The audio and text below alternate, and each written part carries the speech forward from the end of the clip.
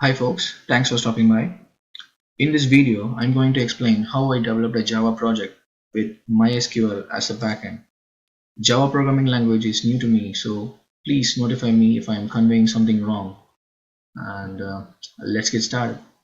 So this project Salary Manager is to track and manage the income and expense done by the user.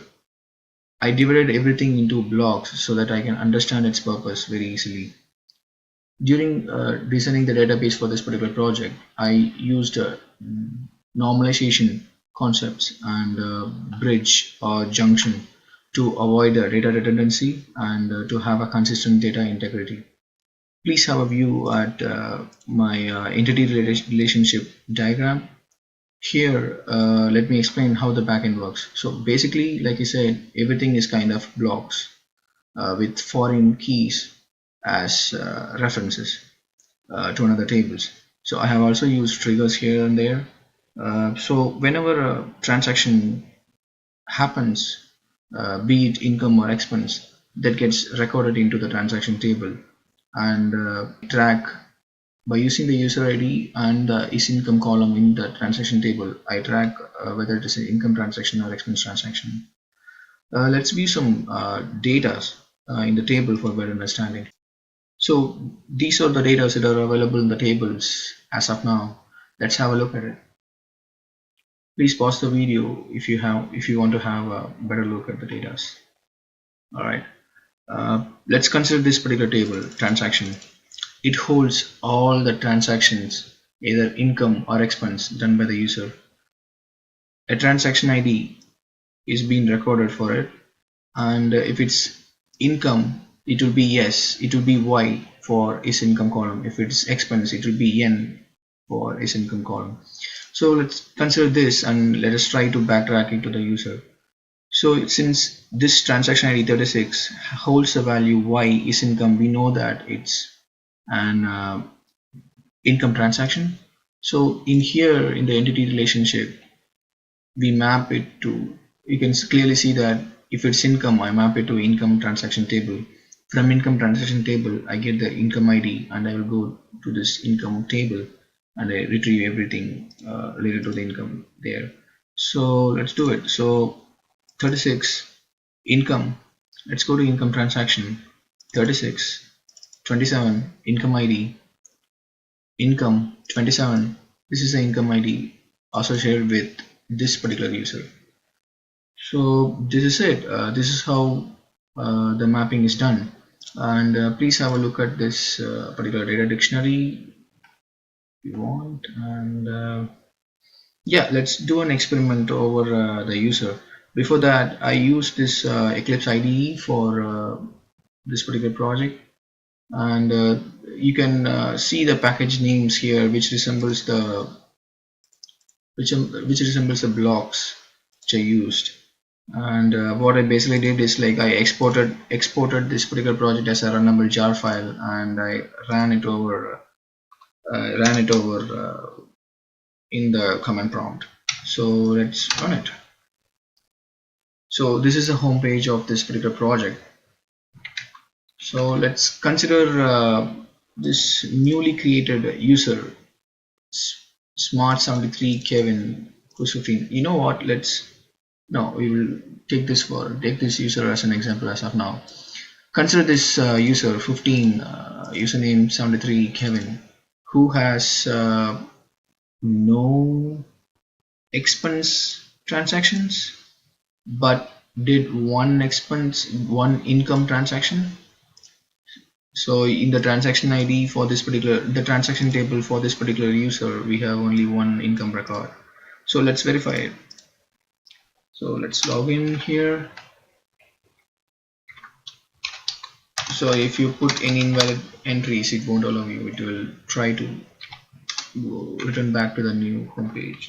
Return back to the home page. So right now, if we try to view the income information, it will be 1. There will be only one record. If we try to view the expense, there will be none. Sounds good. If you try to view the balance statement, there will be only one record. Sounds good. Please ignore the the data which is being shown here that are not aligned properly. Let's make a next income transaction. Say job, say software engineer intern.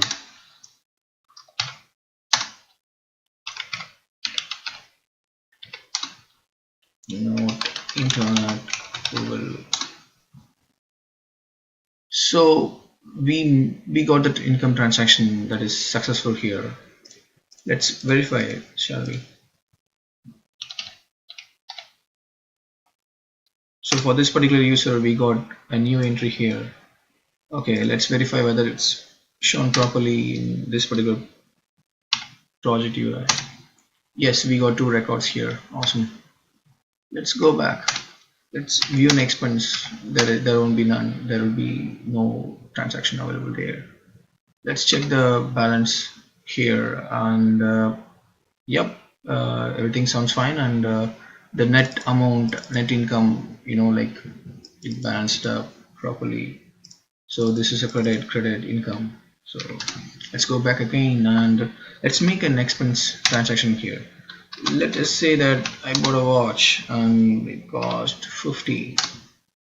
Spent on date on 10 itself, and transaction got added. So let's view whether let's just re-verify it whether it's true or not. Yep, sounds good. Alright, so this is a net expense done, and this is a net balance amount remaining. This is a net income amount done.